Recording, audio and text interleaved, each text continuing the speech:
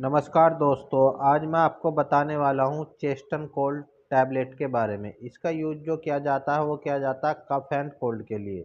अगर आपको भी किसी भी प्रकार की नज़ला है, खांसी है, जुकाम है या आपकी नाक से पानी बहता है या आपको बार बार छींक आती है तो आप चेस्टन कोल्ड का यूज़ कर सकते हैं। इसकी डोज जो होती है वो होती है एक गोली सुबह, एक शाम आपको हल्के-हल्के गुनगुने पानी से लेनी है। अगर आपको वीडियो अच्छी लगी हो तो प्लीज़ हमारे चैनल को सब्सक्राइब करें।